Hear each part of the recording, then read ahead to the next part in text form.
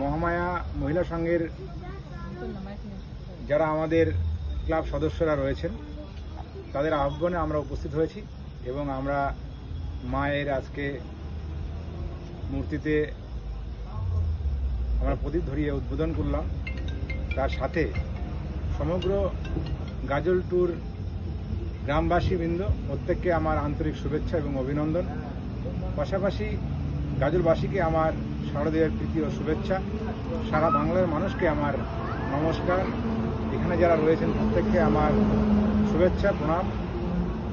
আজকে এই যে মহামায়া মহিলা যে সংঘ তার যারা প্রতিনিধি আছে ক্লাব সদস্য অর্থাৎ ক্লাব সদস্য যারা রয়েছে তাদের উদ্দেশ্যে দুটো কথা আমি বলব।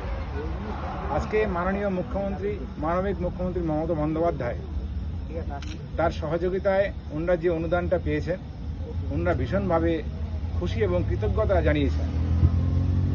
তার পাশাপাশি আমার কাছে ওনারা একবার এসেছিলেন।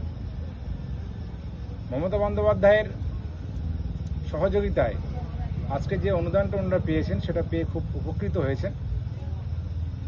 আজকে এই দুর্গা উৎসব আমাদের বাঙালিদের সবথেকে বড় উৎসব, আমাদের প্রাণের উৎসব।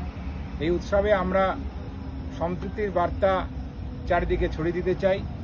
সমস্ত মানুষ জাতিভেদ সব কিছু ভুলে গিয়ে একসাথে আমরা চলতে চাই, একসাথে উৎসবে মাততে চাই। আমরা চাই যে নারী শক্তিকে জাগিয়ে তুলতে। আমরা সামান্য উপহার নিয়ে উৎসবের উপহার নিয়ে আমরা আজকে এই মহিলা সংঘের সদস্যদের কাছে পৌঁছাতে পেরেছি।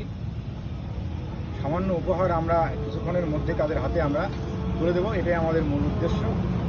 আমি মায়ের কাছে আরাধনা করছি মায়ের আশীর্বাদে বাংলার মানুষ তথা গাজল বিধানসভার সমস্ত মানুষ সংকট দূর হয়ে শান্তি ফিরে আসুক, সমস্ত মানুষ সুখে শান্তিতে থাক, সম্প্রীতির বার্তা ছড়িয়ে পড়ুক, এটাই আমার আশা, এটাই আমার আকাঙ্ক্ষা মায়ের কাছে। আপনারা সকলে ভালো থাকবেন, সুস্থ থাকবেন। নমস্কার।